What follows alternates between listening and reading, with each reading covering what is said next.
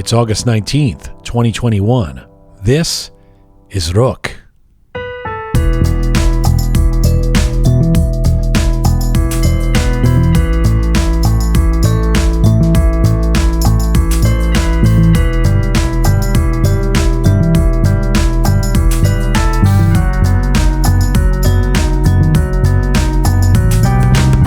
Hi there, welcome to episode 137 of Roqe. Hope you are keeping well, no matter where you're tuning in from around the world. Durud, salam, dostan aziz. Hello to you from Toronto, Canada. Welcome to another one of our special themed episodes of Roqe for this month. Hello, Groovy Shaya. Hi, Jian. Hi, Shaya John.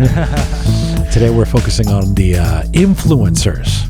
The influencers, three remarkable humans of Iranian descent, all of them personalities who have made and are making a huge contribution, in this case, in the realm of social media. First up, the photographer and lifestyle commentator Kusha Alaqband, who has built this amazing dedicated following online. She joins us from Southern California. Then the athlete and Instagram star Picasso Moin is with us from Istanbul. And finally, the fashion journalist and social media leader Bahar Islami joins us from Vancouver. That's all coming up, and we are coming to you on roqemedia.com. It is where you can link to all of our platforms and where you can become a patron of this program, roqemedia.com. We are on our ongoing mission to build a new audio-visual encyclopedia of Iranian diaspora identity. We're on Spotify, SoundCloud, Apple Podcasts, and Castbox. And if you'd like to see some visuals with Roqe and see us on social media, switch over to YouTube or Instagram right now at Roqe Media. And if you like your Roqe descriptions and bulletins in English and Persian, you can check us out on Telegram, where things are bilingual. All right, let's get to our guests. This is, as I say, a special themed episode of Roqe. I'm Jian Ghomeshi. This is The Influencers.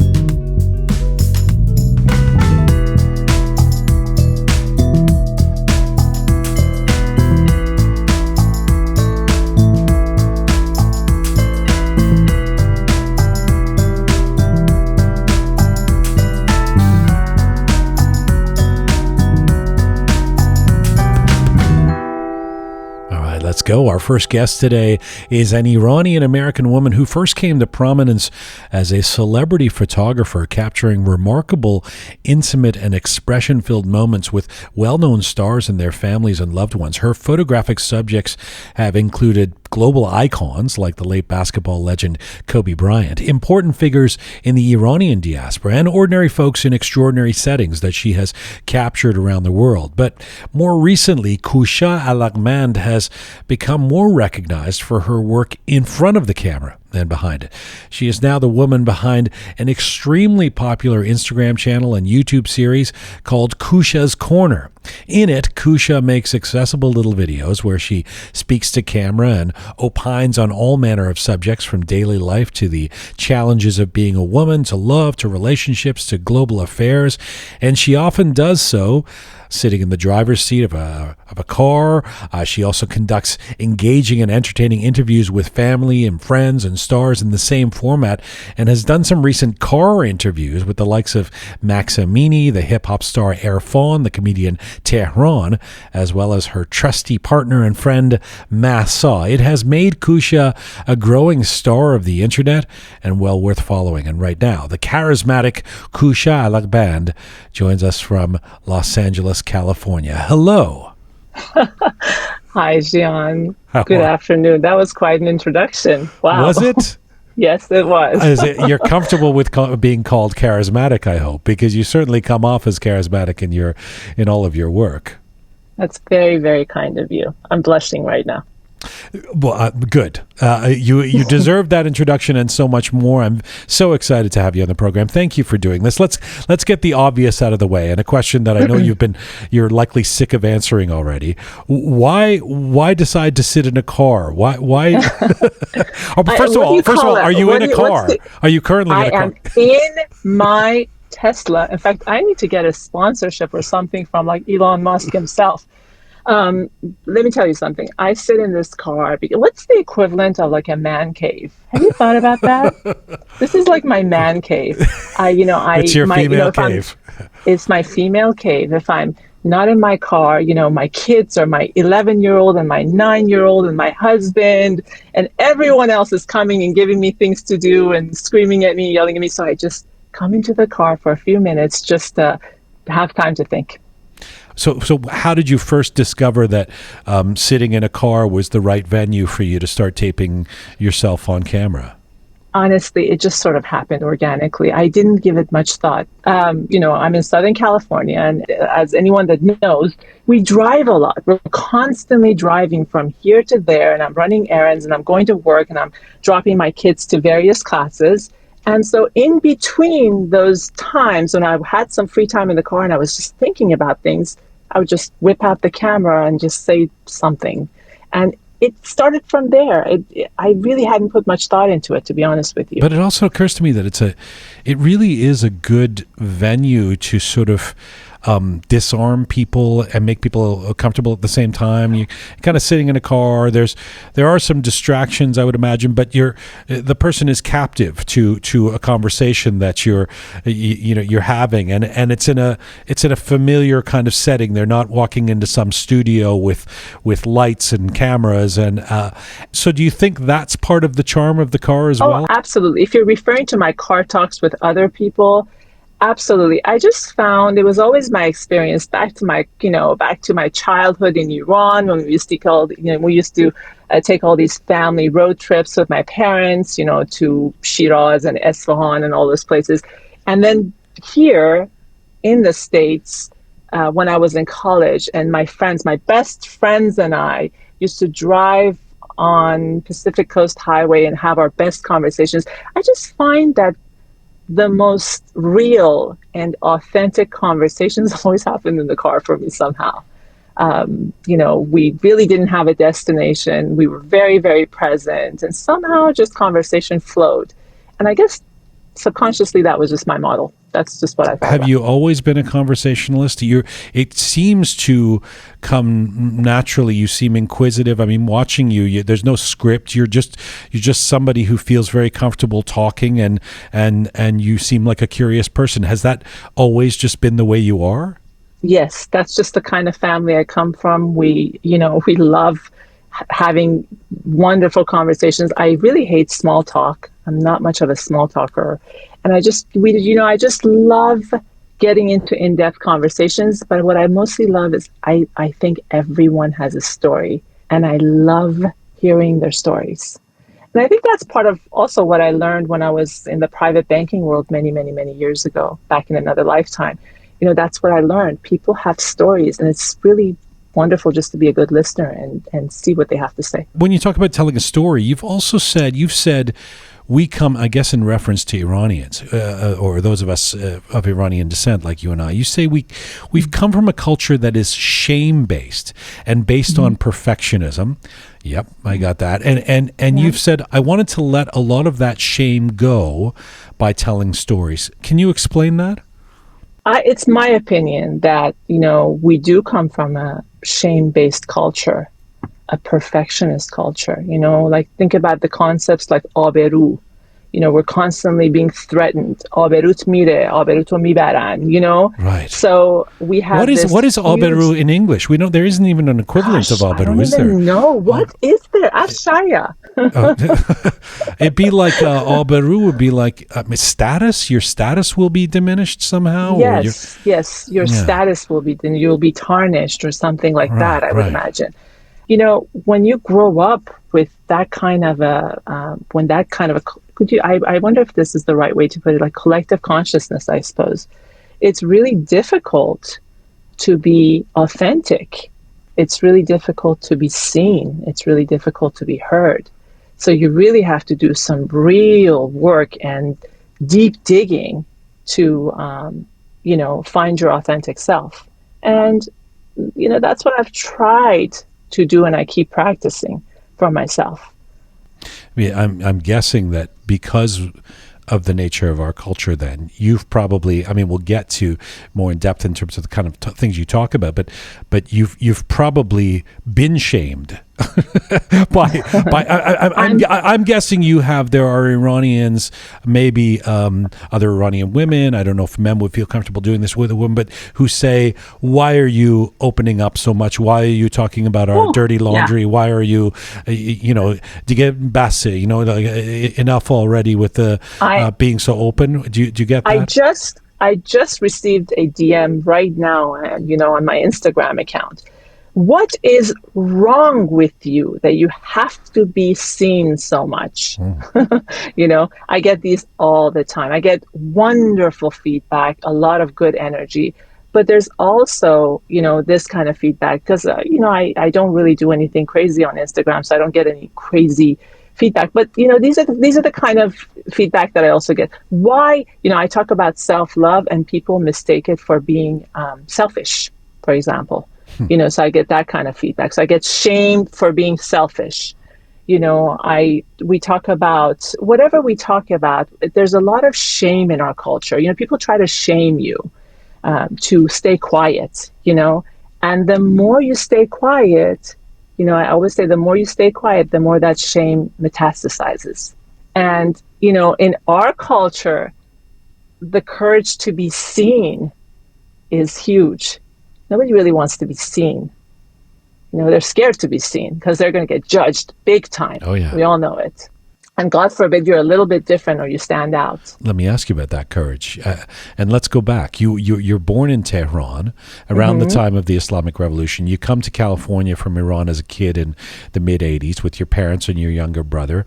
And you've told me you had a really difficult time assimilating into the U.S. Could you have imagined... Think of Kusha as the kid in the 80s and in the 90s. Could you have imagined you'd be opening up yourself and your life to the world on camera the way you do these days? Hell to the no. No, I never imagined such a thing. It just happened. It just happened. Especially the kind of background and the kind of family I come from. I never imagined myself doing that. My mom is an intensely private person. And she has great influence in my life. And to this day, whatever my mom says, I do, and I listen because she's always right. But I never imagined that this would happen. I never imagined I would have videos on Instagram. And, my husband is not on social media. He has a great disdain for all social media, and here I am. Does? He has a disdain for social media. He's not. He just, he probably has a fake account and comes and checks my stories. This is interesting. He has a disdain for social media, but he's an intensely private person. He's intensely private, but he supports me wholeheartedly. Very nice. Wholeheartedly, yeah. But does he watch your stuff? Does he? He does, and he just does grammatical corrections. And you did this. but hang on a second. 2 steps back, because you've said you felt like an outcast as a kid, and you've even posted. You've talked about that you still do sometimes. I always do. You do. I feel like a misfit, complete misfit. Absolutely. So becoming a popular social media personality, it doesn't make you feel less like an outcast? Not at all. Not at all. I feel like, I was telling my son this other day, as he's going through the challenges, almost approaching middle school, and he was always like, Mom, did you ever feel like a misfit? I'm like, Cameron, I always feel like a misfit. We're all, I'll never fit in. I don't think anyone will ever really fit in. And, there's a really good reason for that. And I'll tell you what it is. Objects fit in. Things fit in. Like lumps of concrete fit in holes. But humans can't fit in unless we're like reduced to lumps. And we like numb ourselves to life and adventure and the possibility of transformation. We can't fit in. We relate, we feel, we experience life firsthand. We have like shifting attitudes and perspectives that we can't fit in. And then if we want to fit in, at what cost? Our sanity, our peace, our awakening. How do we squeeze ourselves? How do we fit in? So I really never wanted to. Groucho Marx has this famous saying. I never wanted to be a fit in or be a member of a club that wants me. Right. I just, I'd rather belong I wanted belonging, but I didn't want to fit in. Let me come back to that. Let me come back to the courage that it takes for you to do what you do, because I think it's quite brave to put yourself out there the way you do. But you know, take me back, because you've said you had a really happy childhood in Iran. Tell me about the process of moving to America and how that was so hard for you. I just had a beautiful childhood in Iran, surrounded by a large family, loving family members that doted on me. And then we came to the States and there was no one. It was just the four of us, my mom and dad and my younger brother. And my parents just never quite got adjusted to this immigrant life. You know, they left their comfortable, cushy life and they had to adjust. And it was very, very difficult for them to adjust. And we didn't have any family here. So I mean, it was just like, you know, the cultural assimilation was a little bit tough for me. I was such a Persian. I was always like, even though I left Iran at such a younger age, I'm like one of those, I'm still like, I feel like I'm like kind of fresh off the boat. I'm kind of foggy. You do? I feel that. I'm very Persian. I'm very Persian. But you're also very American too. I mean, you don't have much, you don't have an accent. You're, you know, you're very steeped in American culture. You know, a lot of your work you've done has nothing to do with the Iranian community in some cases, right? No, it doesn't. It doesn't. But I had a hard time assimilating. I really did have a hard time adjusting. Again, it was that lack of belonging. I no longer belonged to a larger community, and it was really difficult for a few years for me. The immigration journey, I guess, is that what you call it? It was very difficult for me. You end up becoming this successful young woman in the banking industry, which you know, you're kind of an overachiever, right? I mean, let's get that out of the way. You were probably very focused at school. You did really well. You were, I don't know, valedictorian. No, I wasn't valedictorian. Okay. But I, you know, again, that, you know, Persian mentality where you have to be enough. You know, if you have certain accolades, if you know, get this title, if you're pretty enough, if you know, you marry the perfect person, you'll be enough. So, you know, I went the correct route. I try to do everything so I can be perfect so that there would be no shame in my game. So you become the VP. You become a VP in the banking industry. You become this successful person. You're probably making a bunch of money. Your parents are probably proud of you. And They're very proud. And then there's the breaking point where you pivot to becoming a photographer. I know. How does that work? Right? Well, I mean, the first thing I think is you probably, I haven't talked to you about this, but I'm imagining, I mean, I don't know if there's a super tradition, especially going back, say, 20 years or whatever, of Iranian women being photographers, especially in the eyes of your parents, going from being a banker. So how did that go down? I tell you, I remember it was a very difficult decision. I felt very passionate about it, but you know what? There was these like little old voices in my head. Are you doing the right thing?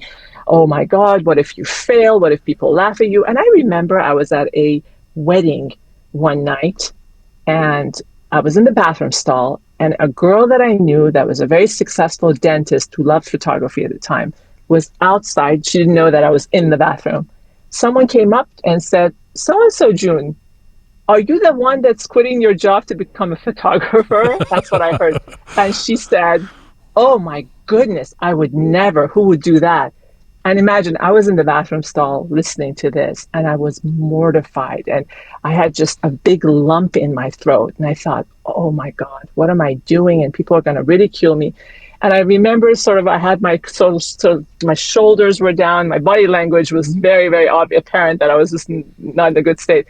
I came and sat next to my mom. I said, "Mommy, this just happened." And she looked at me and gave me the best advice.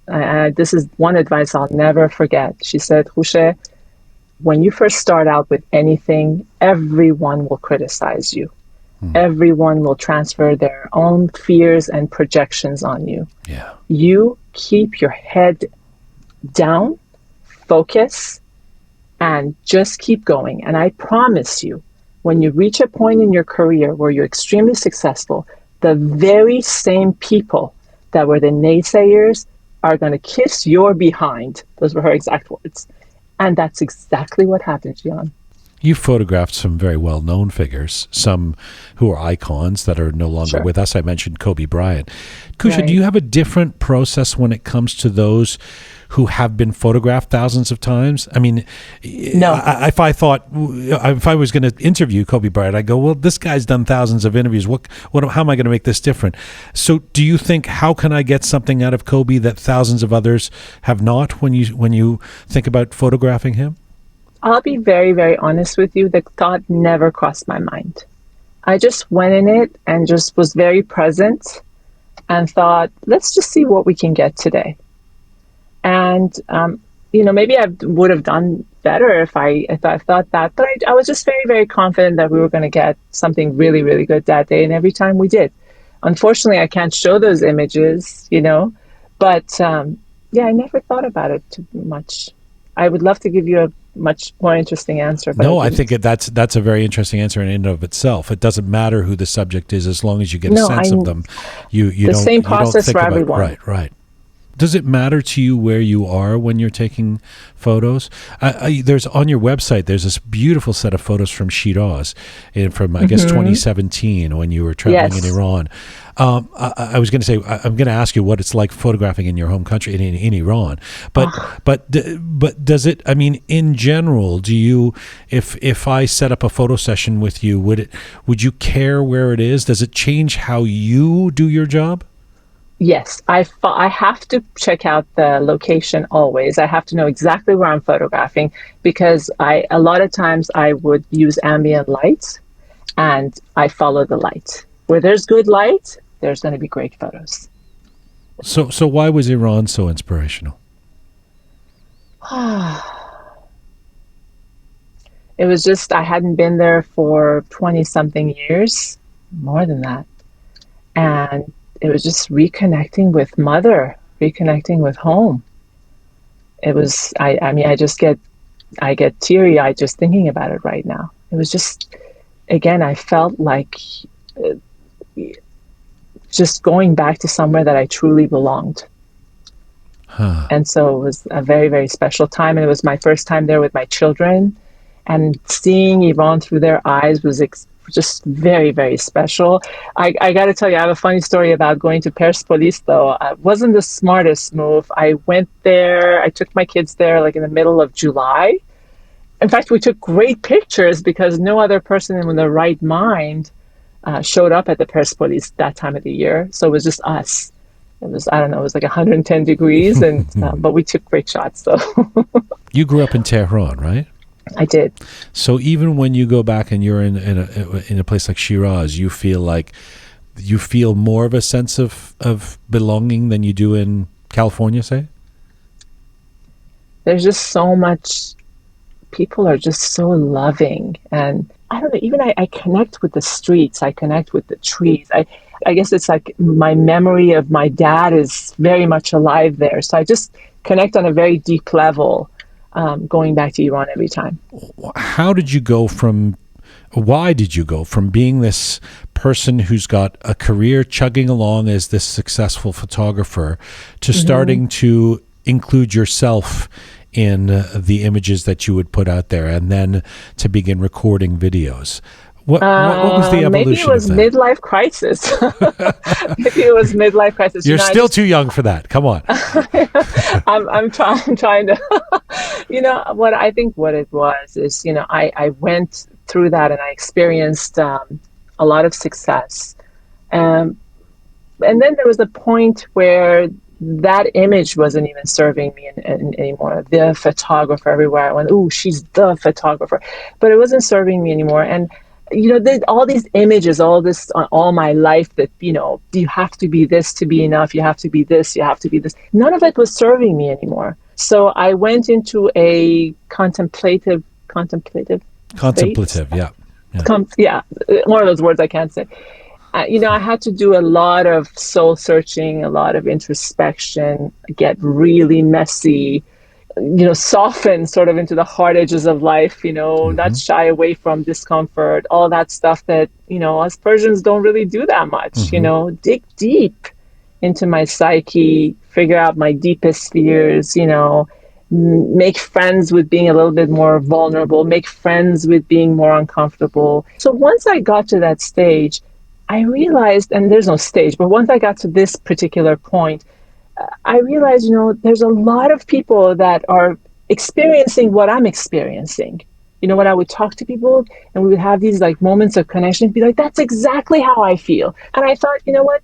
We talk about where we get our nails done. We talk about everyone's on Instagram talking about their shoes, about their dresses, tagging this person, talking about superficial things. Why not talk about some real deep topics? What's wrong with that? What's wrong about sharing something, where there's like points of connection with people? Do you remember the first topic that you talked about where you realized, whoa, there's an audience that really wants to engage at this level?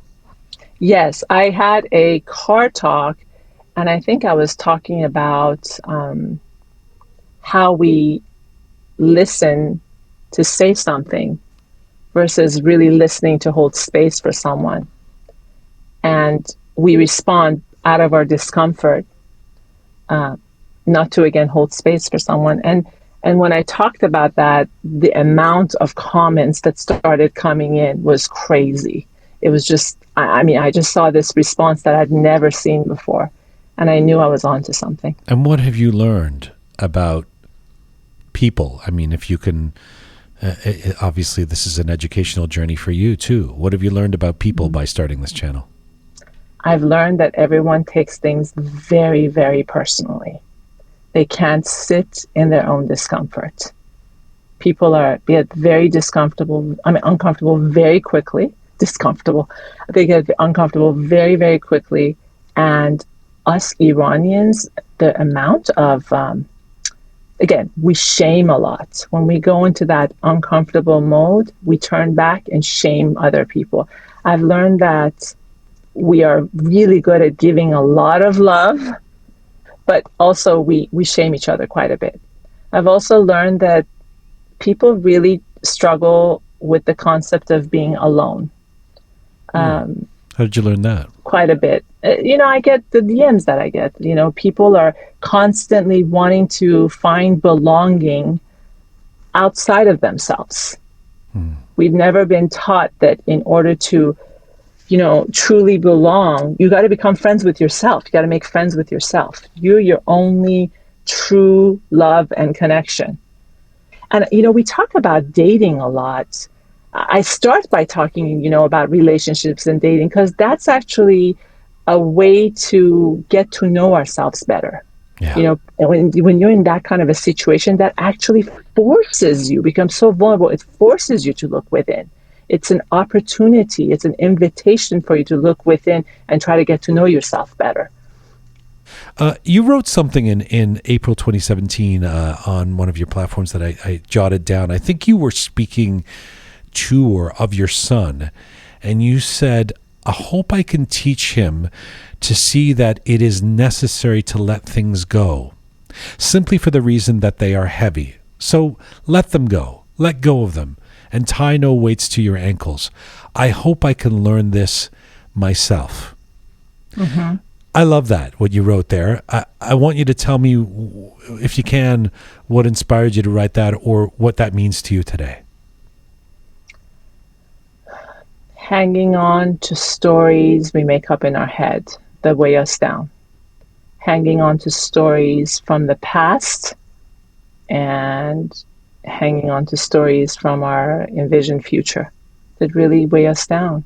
When practicing presence is really practicing self-compassion.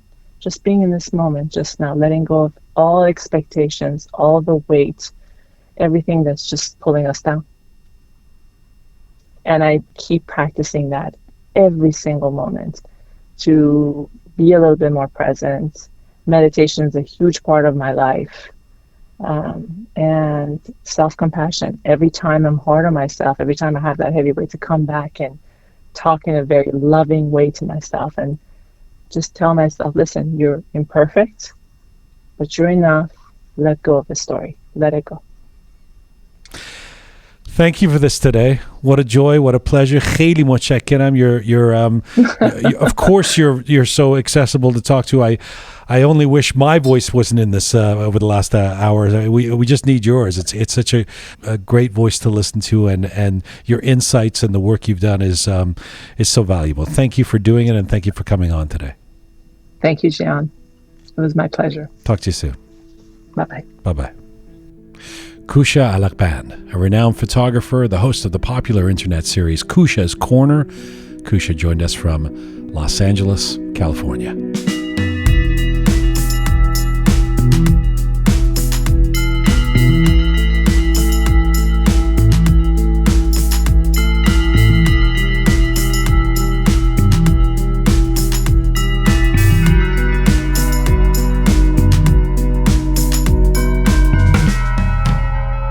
You're listening to a special themed edition of Roqe, The Influencers. We're doing this all month where we take a theme and have three stellar guests. We've done the champions, the broadcasters, the screen gems. Today, the influencers. We heard from Kusha Alaqband in Los Angeles. Let's get to our next guest, who in many ways, Shai, I think really defines influencer. This guy says something and his fans really, really respond. That's right. He is an Iranian kickboxing champion, an entrepreneur, and a major social media influencer. He was born Ahmad Moin Shirazi in Najaf, Iraq, but he's better known now as Picasso Moin. Picasso and his family moved back to Iran after the revolution of 1979 when he was only a year old. By the age of 13, he was immersed in the world of martial arts. In his teenage years, Picasso moved to Pakistan, then to Sri Lanka, then returned to Iran in 1998 before leaving again for Germany, where he won a number of different titles in kickboxing. In recent years, Picasso and his wife Shabnam had become an influencer couple with over 500,000 followers in Iran.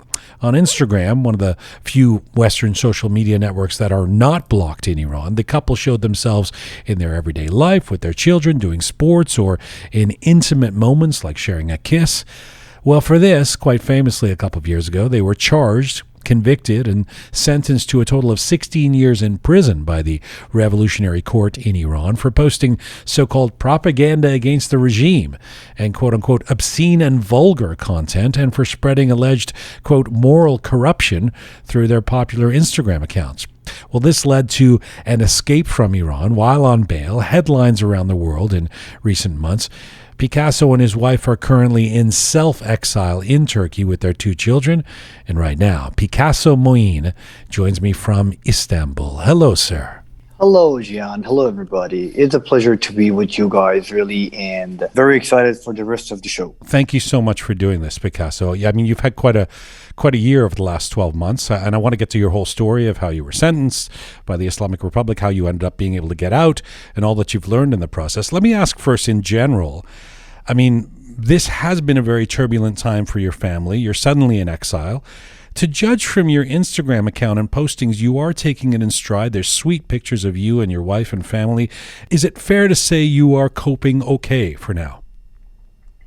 Well, it is actually. You see, actually being abroad, being like out of Iran for me was something which I'm quite used to. I left country as I was 16 years old, and to be honest with you, I wasn't really the material which was meant to live in Iran. I mean, especially the kind of family that I grew up in. And I had difficulties in Iran, like trying to connecting with the society to begin with. So when I left Iran, I left in the hope that I don't come back anytime soon. But when I came back and I met my wife and I decided to stay in Iran, and then we set up our businesses and life and had children and stuff. So it was different. Like I was really looking forward to be in Iran, although we had plans to go back to Germany since I'm double nationality, I'm Iranian German. But we always wanted to keep in touch with Iran, keep our ties, always wanted to come back, see the families, keep our businesses going on. And this time when we left, it was different. like, I don't know, this term, this particular term, qurbat, is what we are feeling right now. Knowing that we cannot go back, we can't see our friends anymore, we miss our house or street or whatever we built there, whatever we left there. And that isn't really that pleasant. But let's say we're a family, we're happy, and I've learned through the time to be happy and grateful for whatever I have, and this is what we're doing right now. We're okay. Okay, let me get to all of that, because there's a lot in this story that is very interesting and quite daunting. First of all, take us back, because you have quite an extraordinary story of coming from the lineage you do, becoming a champion in martial arts, then becoming an enemy of the Revolutionary Court for your online presence. You were born in Najaf, went back to Iran as a little kid with your family. So Najaf is one of Shia Islam's foremost holy cities. Your father was or is a member of the clergy. What was your childhood like? Tell me what little Picasso was like. Okay. You're taking me back in time, man. Well, actually, I was born in a religious family, religious but modern. Of course, I was born in Najaf, not only because my father was studying theology in Najaf, it was because my father was a fugitive, a political fugitive, because in the period of Shah. Right.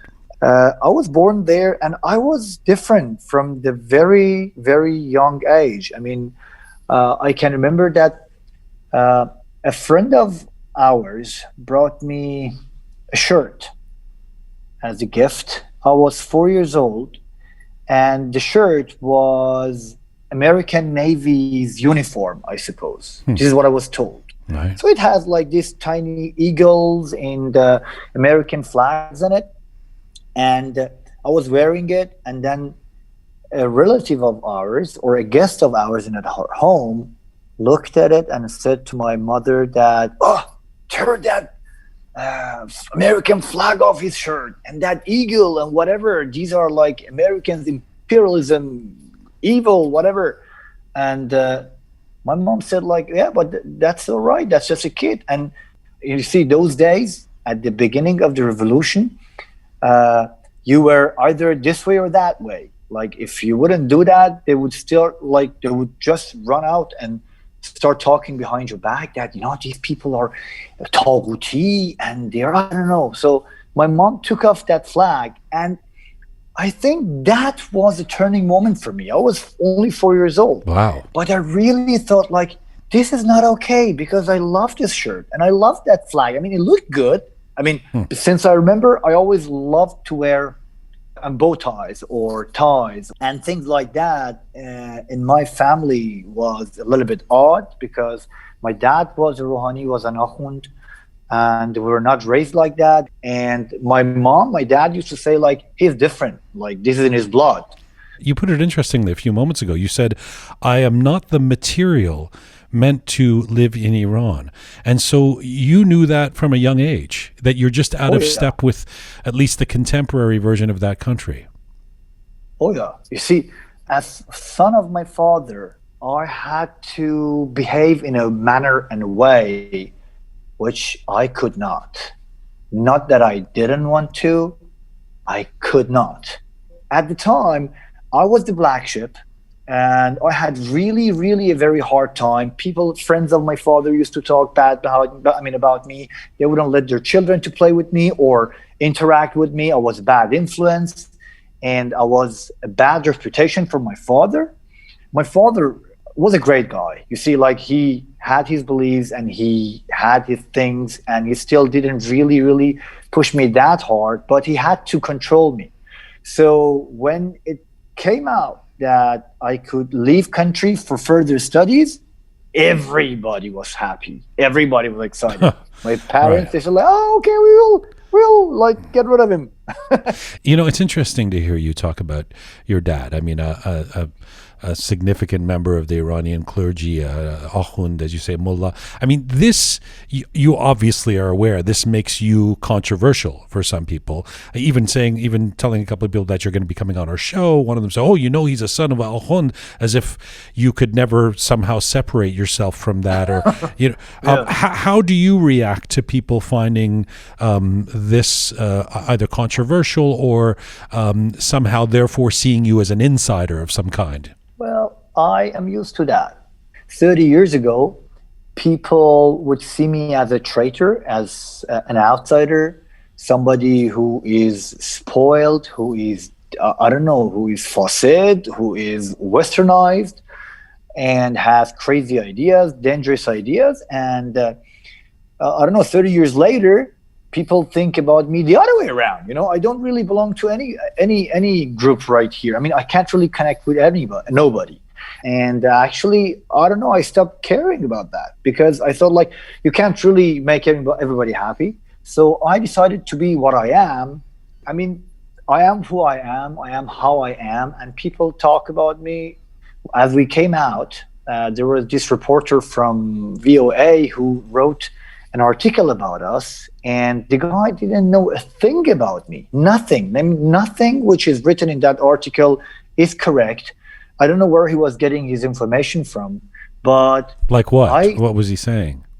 That, yeah, he's corrupted. He has had hundreds of millions of, I don't know, dollars in his pocket from this organization and the other organization, which I was like, oh, where do they get these information from? I mean, what is he even talking about? And I mean, I built everything that I have on my own, because you see, in Iran, many people are unhappy and many people have economical crisis. Sure. And they can't really realize that maybe they are unhappy because of other reasons and not financials.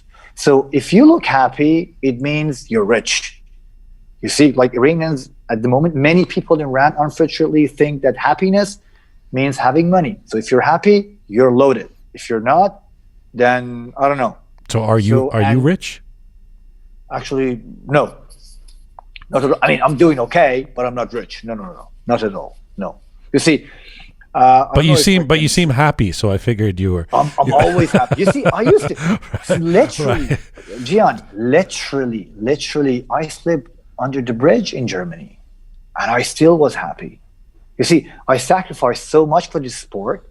You see, I was fighting. I had a professional contract from 2000 till 2003. I used to fight with German flag, and as I made a name for myself, I turned to my promoter and I said, like, from now on, I will fight for Iran.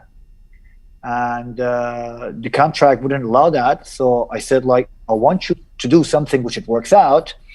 And they came up with an idea, like, if I give up some of the terms in my contract, if I ask for less money, practically I can fight for Iran.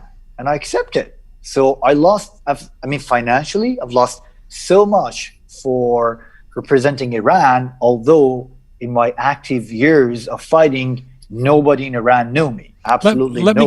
me get to the fighting years, but because we'll come back to your lineage Okay. but I want to ask you about being an athlete, because by your early teens you start getting into martial arts.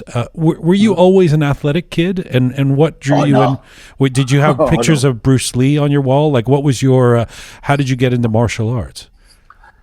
Actually, I was a little bit chubby, not really that athletic. One summer, I got my hands on a movie from Jackie Chan, and I watched that movie 150 times during that summer. From that moment, I decided to be a martial arts champion. Of course, I was supposed to study because in our family, everybody had to study, everybody had to become a doctor or muhandis. Sure. So I did that, but this was not what I wanted to do. So when I was free and I had the chance, I decided to leave that all behind and focus on my sport career, which I did. By the way, I love people, and I love human beings. I mean, and stories of human beings. It's why I love this job, because I like talking to people about their lives, and I love the way the world operates sometimes, especially in our era. That a kid in Iran from a religious family with a father who's Nahund finds inspiration in a Chinese martial arts star who makes cheesy movies in the 1980s and 90s, and I really enjoy that idea. Let's get to your followers, because you have a huge footprint in social media. I mean, you I guess you started becoming active over the last 10 years online, and particularly on Instagram. You were still in Iran, and you become very popular and famous along with your wife Shabnam, and even later your children. How do you think what was the magic sauce where you become such an influencer with well over 500,000 followers? Okay.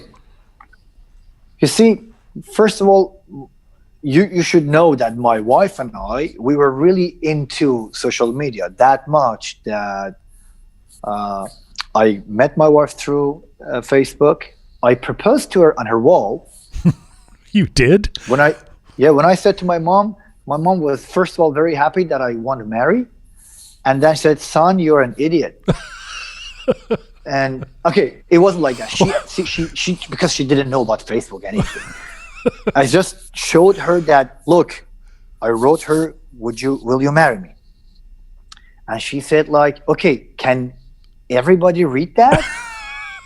And I said, yes. And I said, son, you're an idiot, because what if she says no? I said like, okay, then she says no. I don't know. This is a very really 21st century story. Into social media. You didn't want to get on your knee and be lakeside or with a. No. And then when we switched on Instagram, because everything in Iran was banned and filtered, and Instagram was the only social media existing in Iran. I don't know, like people started liking us, and I would say that maybe we had those factors. You see, I don't know, like there are a few points that you need to have in order that people like you, and maybe we had a couple of those. And people found us interesting, especially a couple who always are together, train together, like have fun, and I don't know, have kind of lifestyle that people maybe like, I don't know. But we were aware of that when we made a small trip inside Iran, because once we traveled through Iran. We went to Tabriz, and we were doing posts on the way, and then we started like getting responses. People were asking us, oh, come to our place, or where are you? People came on the street and they literally found us. Wow. And it was very strange to us. It was crazy. I can't explain it how it was, because it was like I never felt like that before. There were people standing in the entrance of the city where there was a petrol pump, and there they saw us. They said like they were waiting for us because they thought maybe we want to tank our car here. And I said to my wife, wow, that's influence, and let's use it for good. So we started using that influence. We raised money for so many children who had difficulties with expenses in their medical procedures, or so many people we did so many charity works. There were people who were kicked out of their house because they were behind rents, or I don't know, some people who were in jail and because they owed money to people, or many children that we helped, or other adults who had problem with their medical expenses. And then we started doing so-called Farhang Sazi, because I think that this is something culture building that our culture really needs at the moment, because after 42 years of revolution, the people are lost. We are all lost, because we're going wrong direction. You see, our culture got mutated somehow. And we thought like, this is the place, the platform we can use and talk to people. And they say that if you want to see a change in the world, become that change. So we started like behaving the way we wanted everybody to behave and showing it to people, talking to people. And it started working really, really good. Do you like the fame part of it? I mean, you're probably more famous than you've ever been now. Is that something that feels good, that you enjoy? Certainly. Okay, enjoy. Of course, yeah. I mean, I wouldn't. I mean, even if I was not, let's say, I mean, if the people didn't know me, I still would be the same person. And this small amount of fame didn't change me. It didn't make me different. I mean, another person. I mean, I think it didn't. But of course, it is not easy, especially in Persian social media, because you know that Persian social media is very abusive and very offensive as well. You see, they got good parts and there are. I thought that was just social media in general. It doesn't have to. Well, yeah, but no. I mean, okay, I don't know. You should have your experience, which I'm sure you have. Yes, yes, I have. But people are ready. I mean, this is how it is. You see, I fought for so many years for my country, and then one guy come up with a video, and then look what he did to me. This is how it is. But yeah, we like it. I mean, we liked it because we did a lot of good things. I mean, we did a lot of things which I'm very proud of. I mean, we together, people, raising a fund for somebody who needed, let's say, I don't know, $100,000 to get out of jail. And there were people who were paying 5 cents. But they felt like being part of a good deed, good thing to do. And that I could say that brought a change, you know? It's kind of the best part of social media, where you can actually really build a community. Picasso, let me then get to I mean, before I let you go, we have to get to the story of what's happened over the last year. So you become repeatedly summoned to the intelligence ministry in Iran and warned about your social media activities, you and your wife. First of all, how seriously would you take these warnings at first?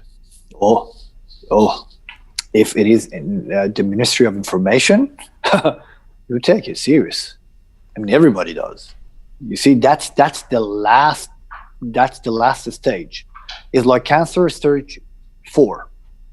But it didn't stop you from posting things or doing what you believe you should have the freedom to do.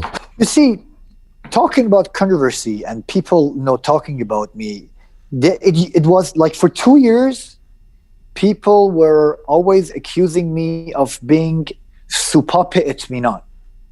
It means like you are telling all this stuff, you're criticizing the government, but you are with the government, you are with the regime, you're criticizing it so that we feel there is freedom of speech. Otherwise, there are people who've been taken in custody or vanished for writing way less than you do, so you are with government. And then once they picked us up, everything changed. And it was a couple of young guys, I mean, young teenagers, some people who were on a boat, on a lake, swimming together, girls and boys. And somebody shoot their pictures while swimming. And that picture went viral. Yes. Shabnam came up from our home gym, said to me that, you know about those children, those kids? I said, yes. He said, one of them is cousin of a pupil of mine, a student of mine. I said, okay. He said, day before yesterday, 6 a.m. in the morning, they have raided their house and picked them up with their computers, cell phones and everything, and arrested the whole family. And I said, oh shit. And he said, now keep writing whatever you're writing and always say nothing happens. I swear to God, this is the truth. She went back downstairs to the gym. 3 or 4 minutes later, I received a call with no ID color on it. And I said like, oh God. I picked up the phone. Hello? And he said, yes, Mr. Said Ahmad Moin Shirazi. And I said, I mean, nobody calls me that. Everybody calls me Picasso. So I knew that, shit, this is serious. And then they said, yeah, are you at home right now? And I said, yes. I said, can you please remain at home, because we are sending you a letter and we need to hand it to you in person. And I said, like, okay, where is the letter from? He said, it's a letter from the court. And I said, okay, has it to do with my gym or other businesses, restaurant or whatever I have? They said, no. It is for you and your wife. We call you from Ministry of Information. I said, "Aqa man korkoparam richt," in Persian. And he said, no, don't worry. Ministry of Information is a very friendly ministry who is there for your own security. And I'm sure there must be a misunderstanding. So there are a few questions that you have to clear, and there is nothing to worry about. So I remained at home, and a big fellow delivered the letter. Sorry, when was this? How long ago was this? It was 2018. It's a couple of years ago, yeah. Yeah. So I went downstairs, and you see, Shabnam came and told me that because Shabnam was always against what I used to write, and all this criticizing the government. My father seriously disliked it, and he always told me, stop writing what you're doing, because this is, first of all, you're wrong. You are wrong. And second of all, this is very dangerous what you're doing. Don't think that I could protect you. But Picasso, are you saying that they used the pretext of you guys, putting pictures on the internet that goes against the laws, and they used that as the pretext to come after you, when what they really were coming after you for was the fact that you were taking political positions against the government? We were a package, because there was propaganda against the regime was one of the accusations, which was what I was doing according to them. I never thought that I'm doing any propaganda against the regime, because I was thinking that I'm writing very smart. I used to tell my wife, you see, why they come to us and why they haven't come to us actually, or for us, is because I write very smart, I know the red lines. I don't cross them. This is what I was thinking. Right. But no, that wasn't the case. I don't know why. They should have come way earlier, because I tell you why. When we went there, they had copies of maybe 1,000 posts of my wife, 500 posts of mine, each one printed on a paper, written something on it with a comment on it, and they were all there as evidence. I had a post which I wrote. It was too offensive, I would say. It was a little bit too sharp. After a few friends of mine read it, they called me and they said, Picky, maybe you want to delete this because this has gone too far. And what did you say in that post? It was about Dukhtaran Enqilab or something like that. Okay. The girls who used to take off Daughters of the Revolution. Stuff, Daughters of the Revolution. But I used some strong terms. And when the third guy, the same night, called me and he said, Picky, what is it? Take it off. I deleted it. So that post was maybe for 4 or 3 hours on my Instagram. And they had it. And they had a copy of that. Yeah. So I don't know, maybe I don't know how it works, but they had a copy of a post which was only 3 hours on my page. And I was like, wow, you guys are good. Anyhow, we went there. We were really scared. Can I just stop you for a second? Because you're telling this story almost in a in retrospect, in almost a fun way, but sorry, but no, don't be sorry. That's probably because I go from A to F and F to P, and I don't know. Well, I wonder if you when you say you were scared, I imagine you were on some level terrified at this point, right? Because this isn't a joking matter. This is gonna, you especially when we had 2 children. You start to realize that they're quite serious about this. They're after you, and you have crossed the line. What were the kind of conversations you were having with Shabnam at this point? Oh, when I went down and told Shabnam, okay, she really let me have it. And we don't really argue much. And that was one of the moments, because she told me that she has been telling me for, I don't know, last 2 years, and I never listened. My father's been telling me, I never listened. Everybody's been telling me, I never listened. And now look what you did, because we are not political fighters, like we are not free fighters or whatever, because we have 2 children, we're family. And what should we do now? I mean, who is going to look after our kids? And at the time, my daughter was 10 months old, and she used to be fed through my wife, And we knew that they were picking up bloggers and influencers since months. And what they used to do, they used to take their phones and take their Instagrams down and post a picture that Satade, I don't know what, it was like, this page has been seized by this authority of Islamic Republic and blah, blah, blah, blah. So we didn't take our cell phones with us. And of course, I had some conversations with Masih Ali-Nejad.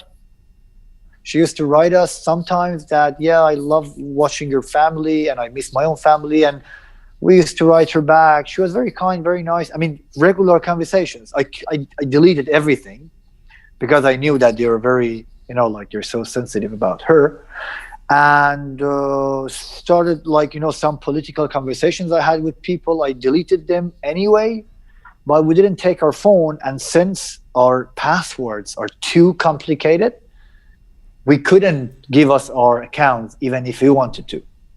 It sounds like you, even after you get called in, and even after you have the big fight with Shabnam, and even after you realize that this is serious, you still couldn't have anticipated that you're going to get sentenced to 16 years in prison. Just look at my page, Jian. What have I done to deserve that? We did so much good in that country. I have started so many campaigns which they have had so many fruitful results. Do you know that I pick up cigarette butts and I started a wave and campaign in Iran? And do you know how many people, thousands of people do that in Iran? So why do you think the sentence was so harsh? They were looking for examples to scare other people. The election of the parliament was close, and they didn't want anybody to take any side. They realized that we have become too influential, maybe. And of course, we were not with them. We were not enemy of, of the regime, let's say that, Of course, I don't like them. I didn't want them. I always prayed that they go, but I was never a political activist. You know what I mean? So they thought, maybe, what if one day they decide to go against us for good? For example, you see, after that, what happened? The government knew things before they happened. For example, a few months later, they shot 1,500 people on the streets. And maybe they knew things like that would come, and they wanted to get rid of those people who could, influence people to do something like that. Because the moment that we got out of the country, we lost that magic. Other times when I was out, I felt good. You see, I felt relieved. I said, okay, now I'm in a free world. Now let me enjoy all the advantages of free world they can offer me for a while till I go back. And I really liked it. But this time, I miss Iran. And just the fact, I know if you saw the video of Shabnam and her mom, yes, you would know how I feel now. I mean, just the feelings that if you want to go back, you can't. I wouldn't even eat lunch if I have to. You know what I mean? Although I would tell you that there are many, many, many, many of us in the Iranian diaspora who still have family in Iran and who know that we cannot return there. We cannot even visit there. So I get how it feels. What do you believe the next step in your journey is? Do you see yourself staying in Turkey? Are you going to come to North America? Or are you going to continue being an influencer? Question. What is the next step on the journey of Picasso?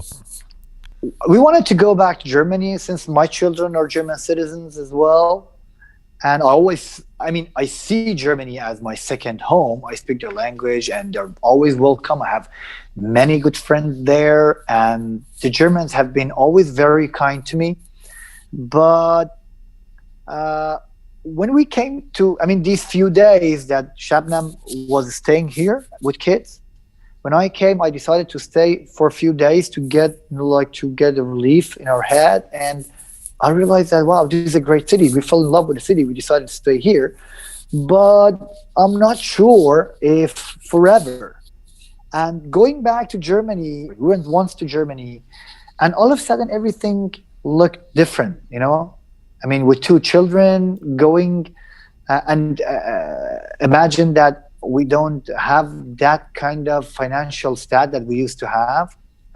The kind of life that I can arrange for my children here is way better than what I could offer them in Germany. I hope you take care of yourself. I hope you stay safe. Regards to Shabnam and your kids. And again, I look forward to talking soon. I know I talk too much. Everybody tells me that, and you were a very good listener. I really appreciate the time. Thank you so much, and Khudafis. دمت گرم داداش. خداحافظ.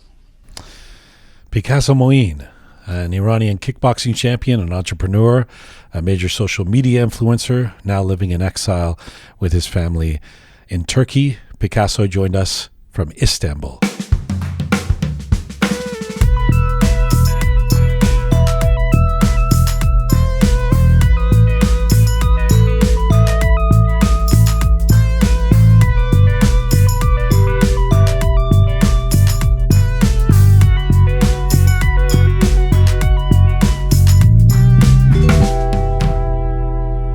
Special themed edition of Roqe the Influencers. I'm Jian Ghomeshi.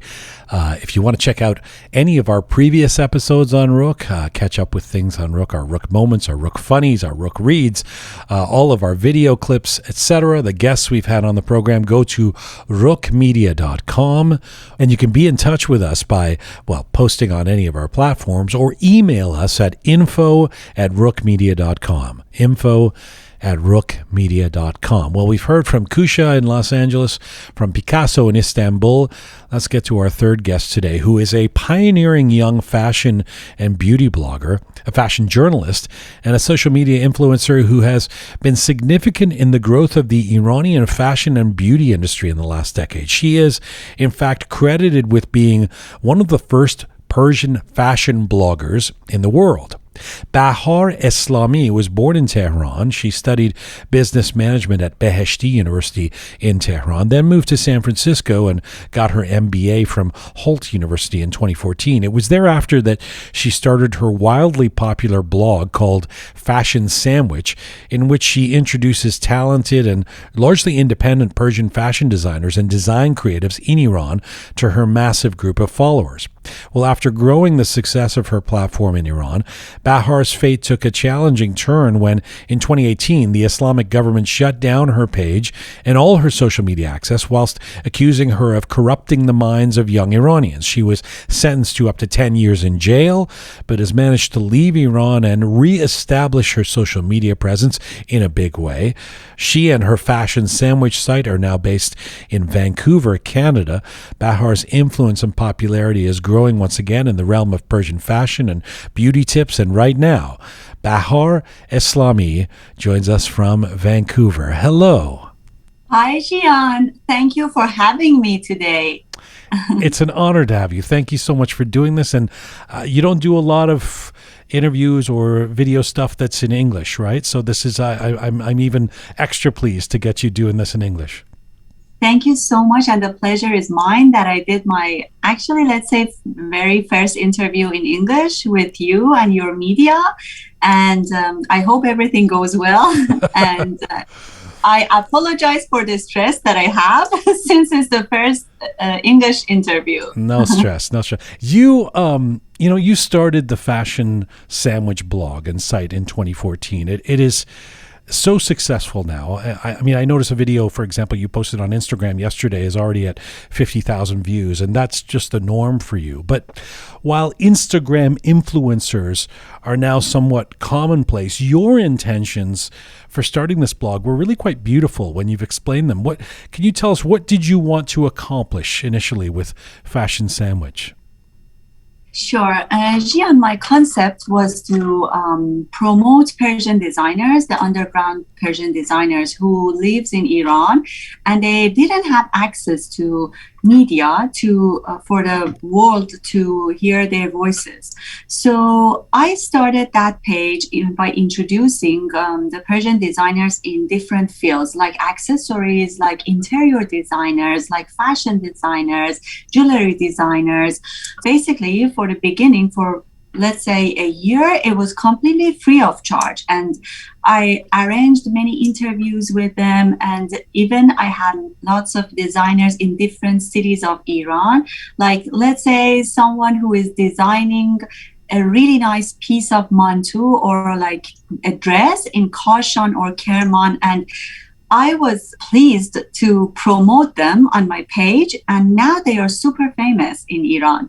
So basically, that was my concept. And this happened in the time that Instagram was not really popular in all of the world. It was just a new booming media. It wasn't that popular like now. But two steps back, where did you even get that idea? I mean, were you aware of all these fabulous indie designers that were in smaller towns or Shahrai Iran? Did you know about them? How did you even come up with the concept?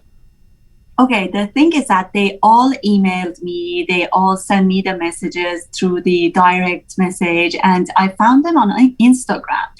So that was the first concept. And, I started at the time that all the Persians were really into high-end brands like Chanel, Hermes and stuff. And for example, if you were going to Khane Darya Sahel, like the beach of Khane Darya, every girls were wearing some Chanel bags. So by that time, so I was wondering that we have lots of creative underground Persian designers. So why shouldn't we stick to them? Why shouldn't we mix and match those high-end brands with our own local creative Persian designers? Actually, I was going to ask you, because there are non-Iranians who listen to this show, and there are certainly people who've never been to Iran who listen. And is there, if you were to do this in a nutshell, I mean, you're a blogger, you're a journalist, you should be able to do this.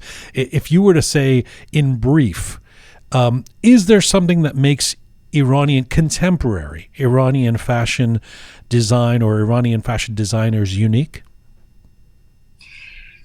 Yes, there is, because I think that after the restrictions, creativity grows. So I think because of all the restrictions that designers have in Iran, their creativity grows. And I think the point that is different from other brands in the world is their minds are super creative.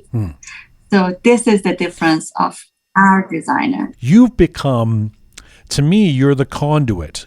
You're the person in between that is bringing us, the audience or the interested people or the fans or the consumers, to the Iranian designers that you find, that you promote, that you celebrate, that you tell us about.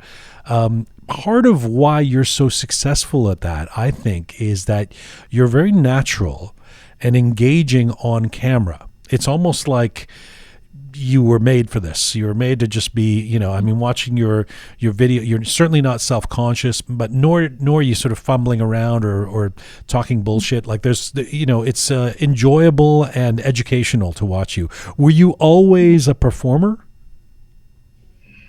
I wasn't a performer, but one of my interests is to be a performer, and maybe sometimes in the future I get help from you, so you help me to get into this job as well.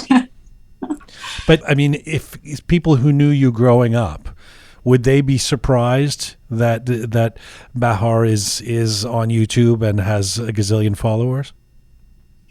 Actually, let's say after the 2 years that I didn't work, when I opened my new page named Bahar Islami Journal, I started to have live sessions and interviews with different people in different fields, not only fashion and beauty. For example, with psychologists or nutritionists or yogis or stuff. So people were just messaging me that, okay, Bahar, we love these lives. And right now, there are many people who are really like such a big fan of Bahar Islami Journal, and rather than fashion sandwich. So I was wondering that maybe sometimes in the future I go after this job and I grow my skills, and I don't know. I think that's unquestionably true, that if people were first coming to just see the fashion, the designs, or the products, now they're coming for you. That's true. You definitely seem like a natural performer to me. So if this is where you want to go with things, you don't need any coaching. You've already got it together. The other part of that, though, is this natural and improvised way you have of showing products and brands on social media. It's very 21st century because the whole notion of Instagram influencers suggests it's more effective to have somebody telling you, this is what I like, this is why I like it, in the vernacular, in natural, in regular language, rather than traditional forms of corporate advertising or promotion. In other words, I'll bet brands love you and want you to promote them. Would that be true? Actually, Persian brands, I can say yes, they like it.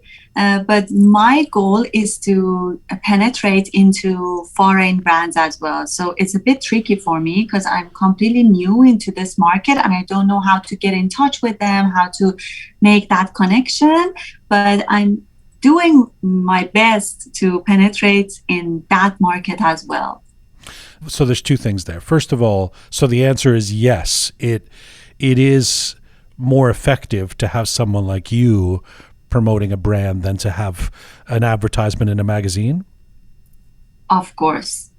This is not because of me and my page. This is in whole world that if you market your product or your business through someone that has fan in social media, is much, much more effective than having in paper magazines or magazines, because in social medias of those people, those lifestyle bloggers or Instagrammers, you feel that you are facing with what they love, what they choose. Right.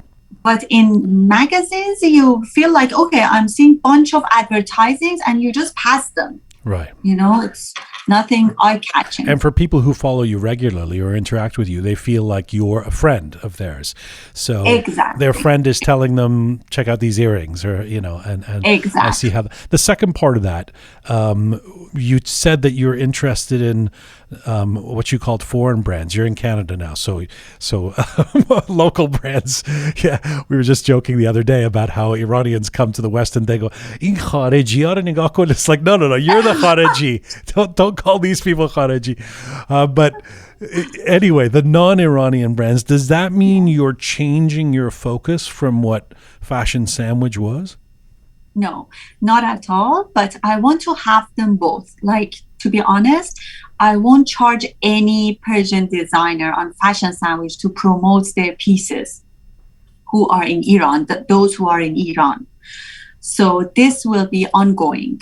But beside that, I want to get in touch with non-Persian, let's say, brands, designers, and beauty brands, because 80% of Fashion Sandwich will be focused on beauty. I don't know why is this going to be like this. Maybe it's because of those experiences that I had back home from the jail and stuff they sentenced me.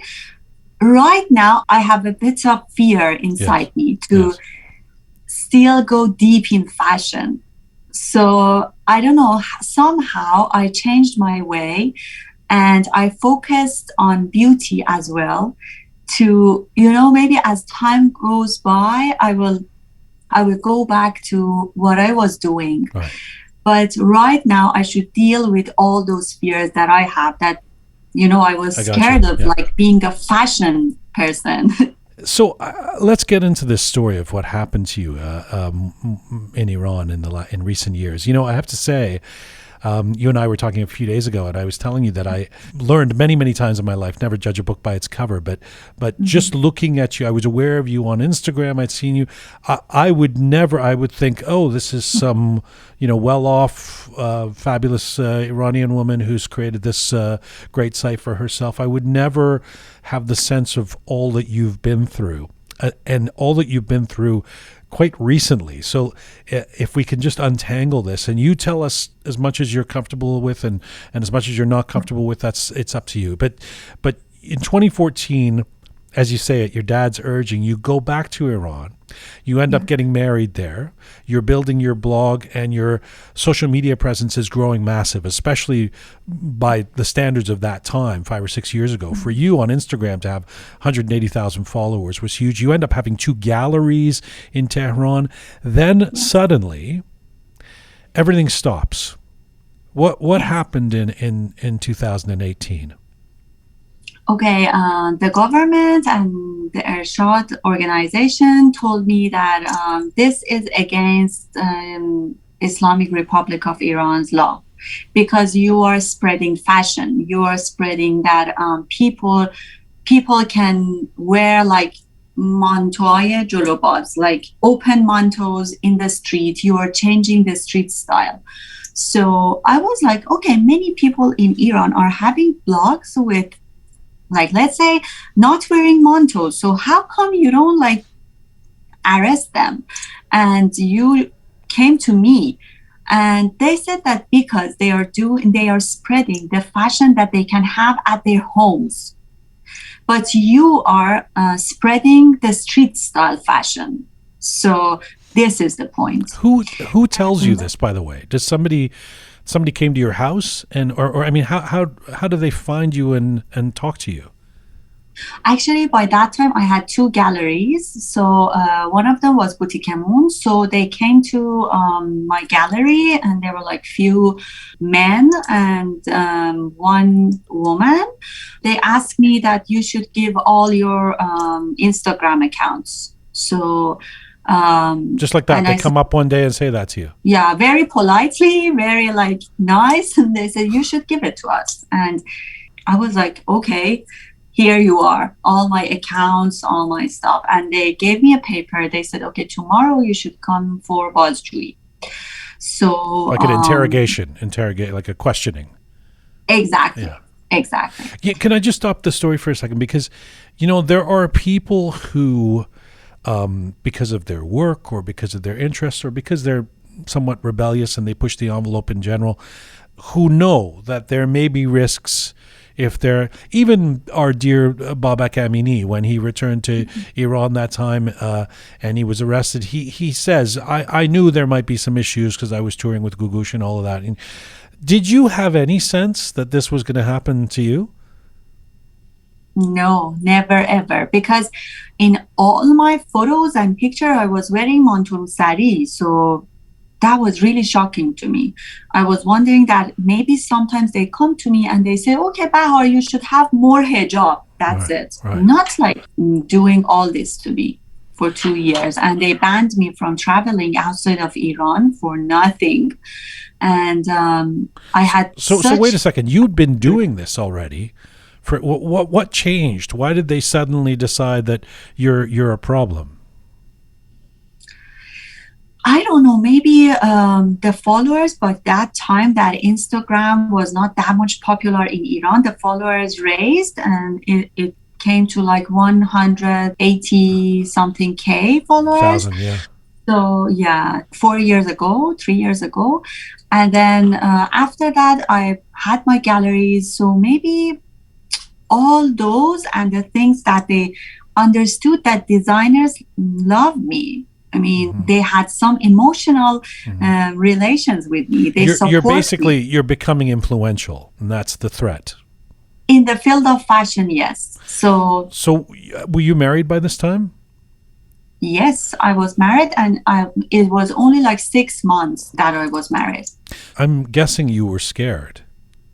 Yes. And I still, my hands are cold right now because when I remember all those memories, I'm like, oh my God, I can't believe that I went through all of those stuff. Well, the reason I'm asking if you were married is because I'm just wondering who was around you at that time, that your loved ones, your close ones, and how they would process this information. I mean, it must have been very scary for your parents and for your husband, and so what kind of conversations would you have with them around this? All of them were shocked. We're like, we cannot believe that these are all happening. And my husband was really a best friend for me during that time. And my dad as well. He did everything he could. And he was, because he took me back to Iran, he was doing more than anyone to solve this problem. And I don't know how it solved. It was like hands of God, I guess, because suddenly it's like everything changed and they gave my passport. This is hang on a second. So for 2 years, they took down all of your social media, right? Yes. So for you, that's your whole business. I mean, they basically, and they closed the galleries? Yes. And they said you are banned from working in any field of fashion, any field, even designing. How did you feel? What was that like for you? I mean, for the first few weeks after everything's been shut down, everything you've worked towards, everything you've built is suddenly taken away for the most ludicrous of reasons. What was that like for you? I don't know if you have ever met with a bankrupted person, but it was exactly like that for me. I mean, I felt like a bankrupted person who lost everything because of nothing. The difference was that I didn't do anything wrong. I felt really unfair. I felt everything is really unfair for me. You were angry?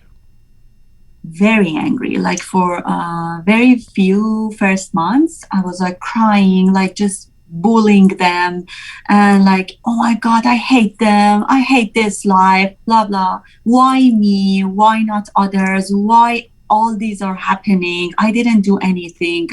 And regrets of going back to my country. And after that, I started to go to different self-study classes. So, and psychological classes and sessions. So, like a therapist? Did you, or what do you mean? Yes. Well, I was going to ask you how you channeled the anger. I mean, whether you start working out or you see a therapist or you seem to have come out of it okay. So obviously you didn't become descend into drugs and alcohol or something. But I mean, how do you deal with a situation like that? Yeah. Actually, very first thing that helped me was seeing a therapist each week for a year. And then I started my yoga classes. So that helped me a lot. I started to listen to different podcasts. That helps me a lot. So I think right now, as I told you before, I don't see it as a dark side of my life. Right now, I can see it as a new chapter, the beginning of a new chapter of my life. You grew. So you grew in this. Exactly. Exactly. You grow from adversity, man. Always. It's the most horrible and the most magical thing about adversity, about tough times, is that if you can use it as a stepping stone to grow from, it it can be an amazing thing. I خیلی خوشحال شدم با شما حرف بزنم و it was so interesting, and I'm very proud of what you've been able to do. It's as I say, you scratch beneath the surface of your Instagram account, and you find this person who's got this beautiful mission and who's been through so much, especially in recent years, and so way to go, and thank you for doing this interview. Thank you so much for having me, and I can't wait for you guys to be my guests on my pages. I'll have to work on my beauty first before that. خیلی متشکرم. مرسی. خیلی ممنونم ازتون. خیلی خوشحال شدم واقعا. خداحافظ. Thank you so much. Bye. Bye-bye. Bahar Islami, a fashion and beauty blogger, a fashion journalist, a social media influencer. You can find her at her fashion sandwich site and Instagram channel. Bahar Islami joined us from Vancouver, Canada. That is full time for Roqe for today. The influencers. Remember to check out all of our previous programs on Roqe, our extras, our videos, our Roqe funnies, Roqe moments, etc., etc. RoqeMedia.com is the destination. RoqeMedia.com. Thanks to the amazing team who put this show together. Ponta the artist, producer Susan, the fabulous Keon, Super Patty Saw, Thoughtful Nagin, Savvy Roham, Alray Merdad, sponsorship Sean, Captain Reza, and Groovy Shaya. Thank you to all of you out there supporting us and sharing our content. Please subscribe if you have not done so already on all or any of our platforms. Find me on Instagram at Jian Ghomeshi and Mizun Bashi.